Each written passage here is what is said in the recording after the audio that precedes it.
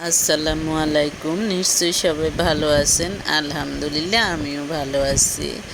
আজকে আমি আপনাদেরকে বিড়ালের গল্প শোনাবো। এই বিড়ালটির নাম হলো টরিনো। এটি আমেরিকায় থাকে। এই যে তার চলন বলন তাকানো সব কিছুর মধ্যে একটা সভ্যতা আছে।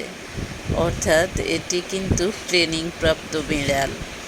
আমরা ওকে বিড়াল বলি, কিন্তু ওকে যারা লালন পালন করে তাদের সামনে যদি বিড়াল বা বিলাই বলি আমরা নোয়াখালীর মানুষ, তখন তারা রাগ হয়ে যায়। বিড়ালটি আমার বোনের ছেলেরা পালে, কিন্তু তারা সবাই এত বেশি ভালোবাসে বিড়ালটিকে, বুঝাই যাবে না। পর্দার এপার আর ওপারে থাকলে বুঝাই যাবে না যে এটা কি মানুষকে আদর করতেছে না বিড়ালকে আদর করতেছে। আসলে কিন্তু এইভাবে পোষা প্রাণীদেরকে ভালোবাসা কিন্তু খুব ভালো, কারণ ভালোবাসা সেটা যেই হোক, ভালোবাসতে জানাটা কিন্তু মহৎ গুণ, হোক সে পোষা পাখি হোক সে মানুষ।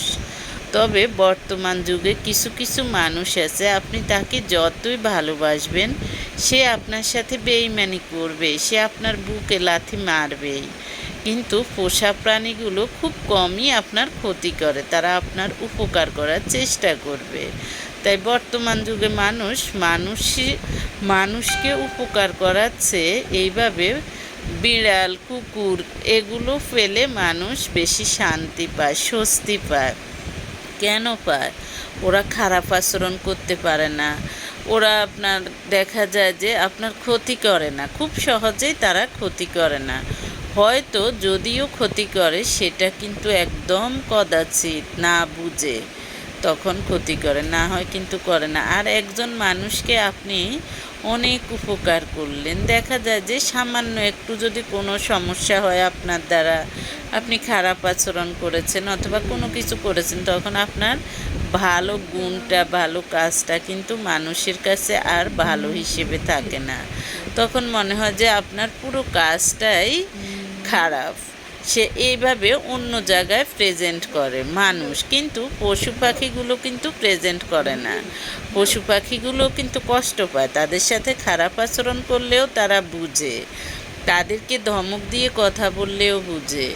এরা কিন্তু মানুষের মতোই জেন্টেল, তারা আমেরিকান মানুষের মতোই জেন্টেল। তাদের সাথে জোরে কথা বলা যায় না, জোরে শব্দ করা যায় না, বকা যায় না। আমি দেখলাম আমার বোন ওকে দুষ্টামি করে একটা থাপ্পড় দিয়েছে, সে খুব অ্যাংরি হয়ে গেছে। মাঝে মাঝে আমার বোন এত বেশি আদর করে ওকে, আমি বুঝতেই পারি না ওনার ছেলে